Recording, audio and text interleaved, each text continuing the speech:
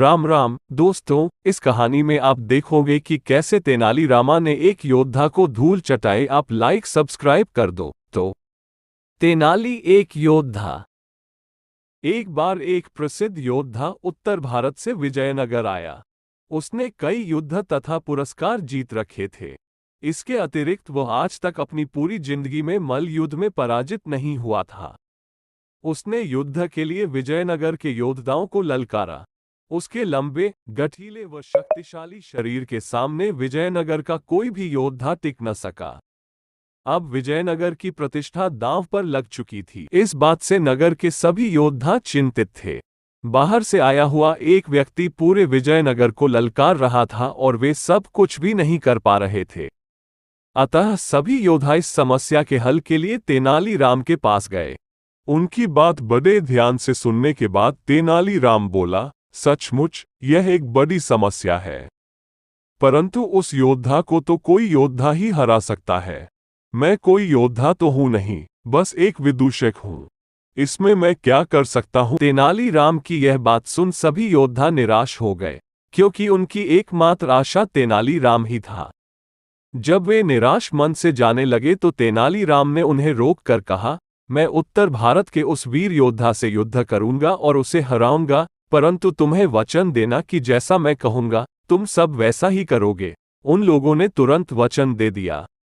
वचन लेने के बाद तेनाली राम बोला, शक्ति परीक्षण के दिन तुम सभी पदक पहना देना और उस योद्धा से मेरा परिचय अपने गुरु के रूप में कराना और मुझे अपने कंधे पर बैठा कर ले जाना। आश्वासन दिया। निश्चित दिन के लिए तेनाली राम ने योद्धाओं को एक नारा भी याद करने को कहा, जो कि इस प्रकार था, ममूक महाराज की जय, मीस ममूक महाराज की जय।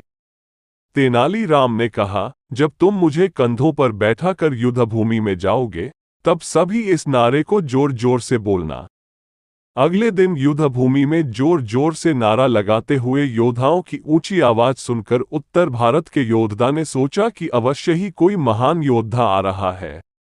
नारा कन्नड़ भाषा का साधारण श्लोक था, जिसमें ममूक का अर्थ था धूल चटाना, जबकि मीस का अर्थ भी लगभग यही था। उत्तर भारत के योद्धा को कन्नड़ भाषा समझ नहीं आ रही थी, अतः उसने सोचा कि कोई महान योद्धा आ रहा है। मैं तेनाली राम उत्तर भारत के योद्धा के पास आया और बोला, इससे पहले कि मैं तुम्हारे साथ युद्ध करूं, तुम्हें मेरे हाव भावों का अर्थ बताना होगा। दरअसल प्रत्येक महान योद्धा को इन हाव भावों का अर्थ ज्ञात होना चाहिए। अगर मेरे हाव भावों का अर्थ बता दोगे तभी मैं तुम्हारे साथ युद्ध करूंगा। यदि तुम अर्थ नहीं बता सके तो तुम्हें अपनी पराजय स्वीकार करनी पड़ेगी। उद्धरण चिन्ह। तुम इतने बड़े बड़े योद्धाओं को देख, जो कि तेनाली राम को कंधों पर उठाकर लाए थे और उसे अपना गुरु बता रहे थे, वह जोर जोर से नारा भी लगा रहे थे। वह योद्धा सोचने लगा कि अवश्य ही तेनाली राम कोई बहुत ही महान योद्धा है। अतः उसने तेनाली की बात स्वीकार कर ली। इसके बाद तेनाली राम ने संकेत देने आरंभ किए। तेनाली राम ने सर्वप्रथम अपना दायां पैर आगे करके योद्धा की छाती को अपने दाएं हाथ से छुआ। फिर अपने बाएं हाथ से उसने स्वयं को छुआ। तत्पश्चात उसने अपने दाएं हाथ को बाएं हाथ पर रखकर जोर से उसने दबा दिया। फिर उसने अपने दोनों हाथों की तर्जनी उंगलियों से एक गौठ बनाए। तत्पश्चात एक मुट्ठी मिट्टी उठाकर अपने मुंह में डालने का अभिनय किया। इसके पश्चात उसने उत्तर भारत के योद्धा से इन हाव भावों को पहचानने के लिए कहा, परंतु वह योद्धा कुछ समझ नहीं पाया, इसलिए उसने अपनी पराजय स्वीकार कर ली। वो विजयनगर से चला गया और जाते जाते अपने सभी पदक व पुरस्कार तेनाली राम को दे गया। विजयनगर के राजा व प्रजा परिस्थिति के बदलते ही अचंभित से हो गए। सभी योद्धा बिना युद्ध किए ही जीतने से प्रसन्न थे। राजा ने तेनाली राम को बुलाकर पूछा, तेनाली, उन हाव भावों से तुमने क्या चमत्कार किया? तेनाली राम बोला, महाराज, इसमें कोई चमत्कार नहीं था। यह मेरी योद्धा को मूर्ख बनाने की योजना थी।